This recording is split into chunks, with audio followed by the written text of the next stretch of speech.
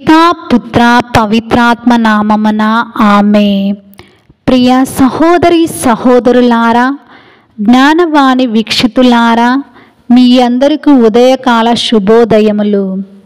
ఈనాడు గిలాదునుకు నాయకులపై యుఫ్తా దేవుని ఆత్మ ఆదేశించినది.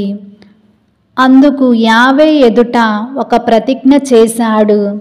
నీవు అమోనీలను నా చేతికి చిక్కింతువేని, నేను శత్రువుని ఓడించి విజయ సిద్ధితో తిరిగి వచ్చినప్పుడు స్వాగతం చెప్పుటకు నా ఇంటి ద్వారం నుండి ఎదురు వచ్చిన వ్యక్తిని నీకు బలి ఇచ్చేదను అని ప్రతిజ్ఞ చేశాడు. దేవుడు యుఫ్తాకు తోడుగా నిలిచాడు. అమ్మోనీలను ఓడించాడు.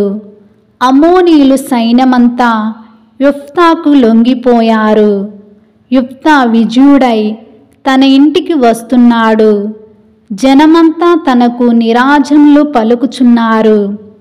ఆనందంగా కేరింతలు కొడుతూ జనమంతా యుఫ్తాతో ఊరేగింపుగా వస్తున్నారు. ఊరంతా సందడిగా ఉంది.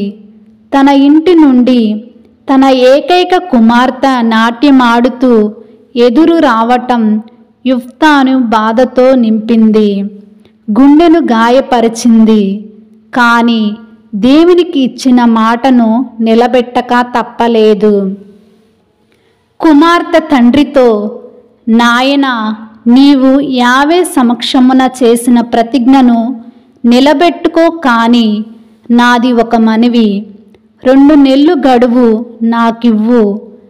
నా స్నేహితులతో వెళ్ళి నా కన్యత్వమును గూర్చి శోకించి వచ్చేదనని చెప్పటం, తండ్రి దానికి అంగీకరించటం ఈ గ్రంథంలో చూడగలము.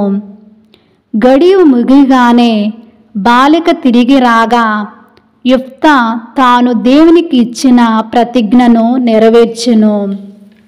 ప్రియ సోదరులారా, ఇక్కడ కుమార్తె యొక్క గొప్పతనము, తండ్రి ఎడల వినమ్రతను ప్రశంసించాలి.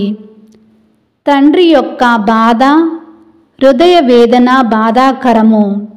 కన్న బిడ్డను బలిగా ఇచ్చి ఇశ్రాయేలీయులు విముక్తిని ప్రసాదించాలి అంటే యుఫ్తా ఎంతటి దయాపరుడో అర్థమవుతుంది. ఈనాడు సమాజంలో కూడా ఇలాంటి వ్యక్తిగతం గల మనుషులు అవసరము.